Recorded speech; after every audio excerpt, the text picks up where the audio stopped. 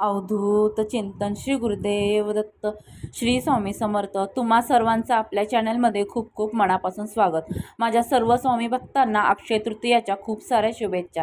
प्रत्येकाच्या घरात भगवान विष्णू आणि माता लक्ष्मीचा अखंड वास राहू देत. ज्या घरातले मृत व्यक्ती गेले आहेत त्यांच्या सगळ्यांच्या आत्म्याला शांती लाभू देत आणि त्यांचा जो प्रवास आहे तो सुखकर होऊ देत, हीच महाराजांच्या चरणी प्रार्थना करते आणि आजच्या व्हिडिओला सुरुवात करते. अक्षय तृतीया हा 3.5 मुहूर्तांपैकी एक आहे. या दिवशी आपण केलेले दान, धर्म, हवन, तर्पणविधी या सगळ्यांचा आपल्याला खूप जास्त फायदा होतो आणि सेवा केल्याने ती अक्षय काळ आपल्यासोबत राहत असते. अक्षय तृतीया 30 एप्रिल 2025 रोजी आहे. संस्कृत भाषेत अक्षय या शब्दाचा अर्थ म्हणजे त्याला अक्षय, ज्याला कधीही क्षय होत नाही, म्हणजे अनंत किंवा शाश्वत जो आहे त्याला अक्षय असे म्हणतात. अक्षय तृतीयेचा दिवस सुख, शांती, समृद्धीचे प्रतीक मानला जातो. अक्षय तृतीयेला शुभ कार्याची सुरुवात करण्यासाठी ही तिथी, योग हा दिवस सर्वोत्तम मानला जातो, कारण हा 3.5 मुहूर्तांपैकी एक आहे. अक्षय तृतीयेला लोक सोनं, चांदी यांसारख्या धातूंची सुद्धा खरेदी करत असतात. शास्त्रामध्ये सणवाराला किंवा या मुख्य तिथीला किंवा असे जेव्हा योग येतात तेव्हा दिवे लावण्याची परंपरा आहे. म्हणून दिवाळीला किंवा अन्य सणवार असतात, योग असतात तेव्हा दिवे लावले जातात. असेच आपल्याला 3 दिवे आज अक्षय तृतीयेच्या दिवशी संध्याकाळी लावायचे आहेत. स्वतःचं घर असो किंवा भाड्याचं घर असेल तरीही तुम्ही हा उपाय करू शकता. मासिक धर्म, सुतक, विटाळ असेल तर हा उपाय करता येणार नाही. तुम्ही हा उपाय घरातल्यांकडून करून घेऊ शकता. काय करायचं आहे तर आपल्याला दीपदान करायचं आहे. म्हणजे काय तर हे 3 दिवे लावायचे आहेत. तर हे 3 दिवे केव्हा, कुठे, कसे लावायचे ते बघूयात. सर्वप्रथम संध्याकाळी दीपदान करायचं आहे.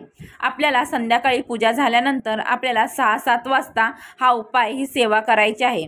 दिवे लागण्याच्या वेळेला आपल्याला ही सेवा करायची आहे. आता तुम्ही कणकीचे दिवे घेतलेत तरी चालतील, तुम्ही पंतीचे दिवे घेतलेत तरी चालतील, तुपाचा दिवा लावला तरी चालेल किंवा तेलाचा दिवा लावला तरी चालेल. कोणतंही तेल घ्या, मोहरीचं घ्या, तिळाचं तेल घ्या किंवा तुम्ही रेग्युलर जे घरात यूज करता ते सुद्धा चालेल. 2 वात मिळून 1 वात करावे. तुपाचा दिवा लावावा.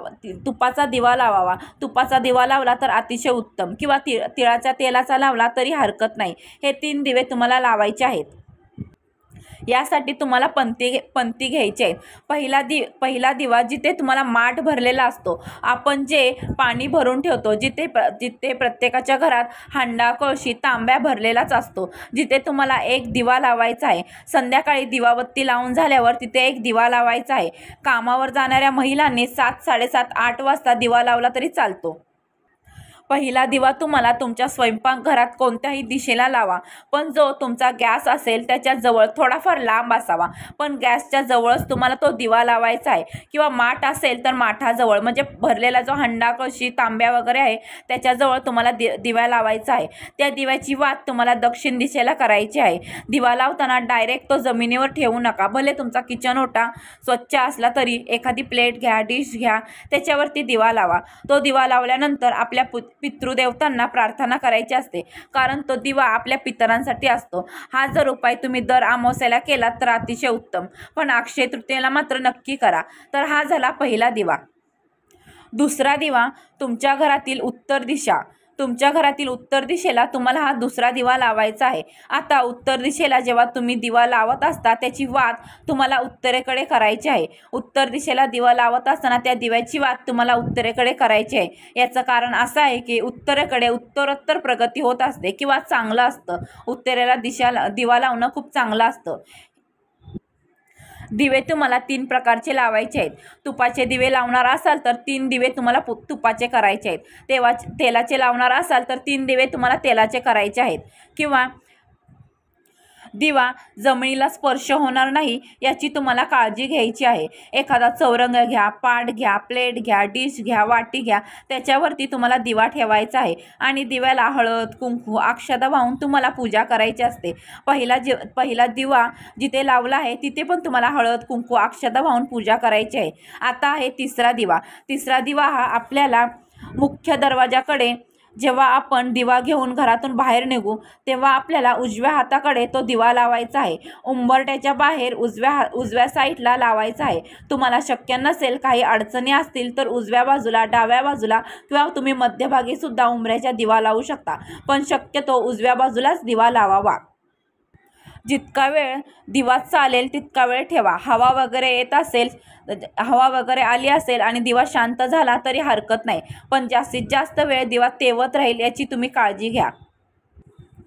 तो दिवा तुम्हाला मुख्य दरवाजाच्या बाहेर लावायचा आहे.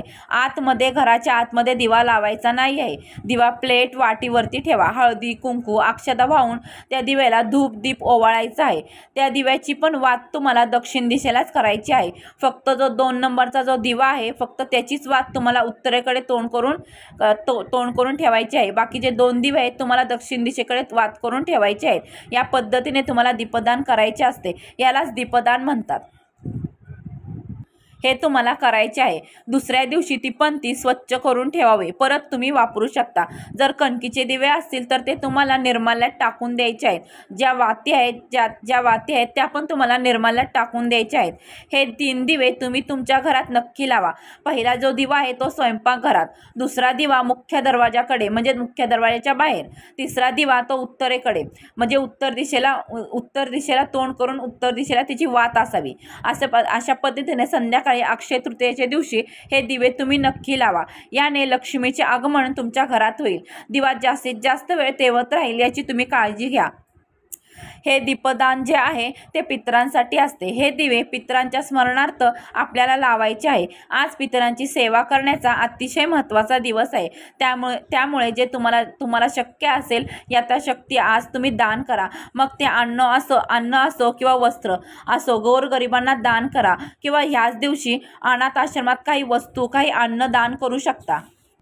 हिंदू धर्मामध्ये सर्वात श्रेष्ठ काय असतं तर ते दान आहे. आणि अक्षय तृतीयेच्या दिवशी केलेले दान, धर्म, होम, हवन, तर्पणविधी, सेवा सर्व अक्षयकाल तुमच्यासोबत टिकणार आहे. हा दिवस परत नेक्स्ट इयर 2026लाच बघायला मिळेल. म्हणून आज जसं जमेल तसे सेवा, पूजा, अर्चा आणि दान नक्की करा. तर चला, झालेली सेवा महाराजांच्या चरणी मी रुजू करते आणि आजच्या व्हिडिओमध्ये इथेच थांबते. आवडला असेल तर नक्कीच लाईक, शेअर, सबस्क्राईब नक्की करा आणि भेटूया मग अशाच एक नवीन व्हिडिओ सोबत. तोपर्यंत श्री स्वामी समर्थ.